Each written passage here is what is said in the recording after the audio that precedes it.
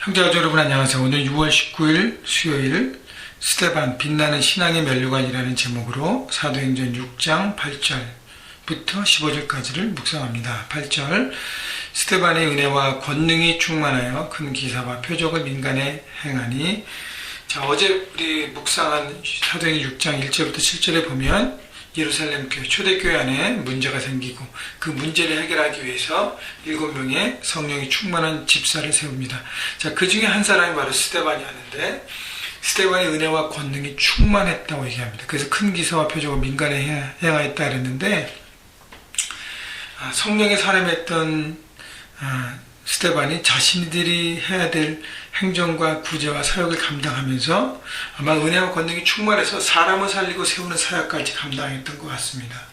헬라파 유대인으로서 예루살렘에 거주하는 많은 헬라파 사람들을 섬기다 보니까 그들에게 필요한, 그들을 살리고 세우는 능력들이 스데반을 통해서 나타난 것 같아요. 그래서 여러분, 은혜와 권능의 특징은 은혜를 받은 사람은, 하나님의 능력을 받은 사람은 그것을 나누게 되어 있습니다. 그래서 은혜로 하나님의 은혜를 나누고, 권능으로 사람들에게 말씀을 전하고, 그들의 필요를 채우고, 영적인 필요를 얘기하는 것이죠.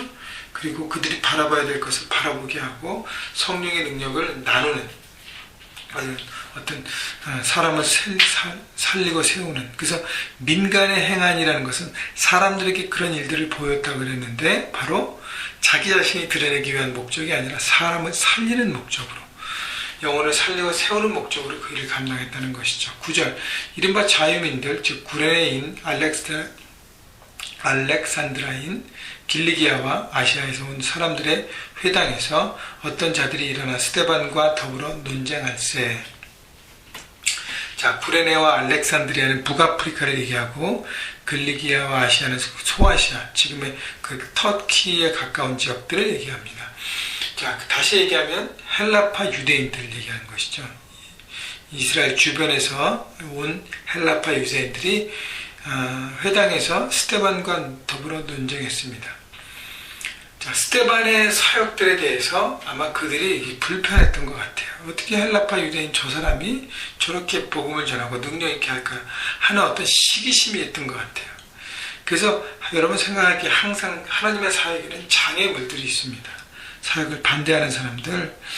그래서 스데반도 자기 하나님의 성령의 충만한 가운데 헬라파 사람들을 섬기고 있는데 거기에 대해서 못마땅하게 생각하고 거기에 브레이크를 건 사람들이 있죠. 그러나 지혜와 성령으로 말하는 스데반들이 스데반을 그들이 당해내지 못했다는 것이죠. 10절 보면 스데반의 지혜와 성령으로 말함을 그들이 능히 당하지 못하며. 자, 성령의 사람들은 세상의 반대와 세상의 장애들을 뛰어넘습니다. 자, 거기에 묶여서 넘어가는 사람이 아니라 항상 성령 하나님 통해서 방법을 생각하고 그것을 장애물을 뛰어넘는 능력의 사람이 바로 성령의 사람입니다. 이것을 어떤 무력으로 뛰어넘는 것이 아니라 하나님의 지혜로, 하나님의 방법으로 넘는 것이죠.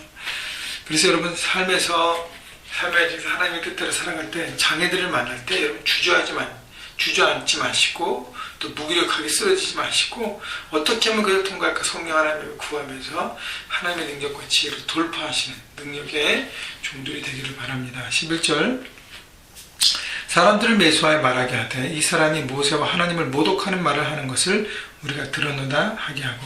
자, 그들이 자신들의 힘으로 안 되니까 결국 어떻게 해요? 사람들을 매수해서 거짓 증거하게 하는 것이죠. 그러니까 우리가 메시지를 전할 때도요, 첫 부분, 중간 부분, 후반 부분이 있는데 첫 부분, 후반 부분 딱 빼놓고 중간에 몸뚱아리만 얘기하면 그걸 오해의 소지가 있을 수 있습니다. 모든 얘기가 그래요. 그러니까 그렇게 첫과 뒤와 앞이 어떤 설명의 부연 설명 없이 중간에만 뚝 띄워서 그것을 가지고 문제를 삼으면 충분히 문제가 될 수 있는 것이죠. 이것이 바로 악한 영, 마귀의 짓입니다. 거짓 증거로 혼탁하게 하고 진리를 거스르게 하고 사람들을 무너뜨리는 것이죠. 자, 그래서 매수하고요. 12절, 백성과 장로와 서기관들을 충동시켜 잡아가지고 공회에 이르러 또 리더들을 충동시킵니다. 매수, 충동. 13절, 거짓 증인들을 세우니 이르되 이 사람이 이 거룩한 것과 율법을 거슬려 말하기를 마지 아니하는도다. 거짓 증언으로 증인들을 세워서 스데반을 넘어뜨리려 합니다. 14절 그의 말이 이 나사렛 예수가 이곳을 헐고 또 모세가 우리에게 전하여 준 규례를 고치겠다 함을 우리가 들었노라 하거늘.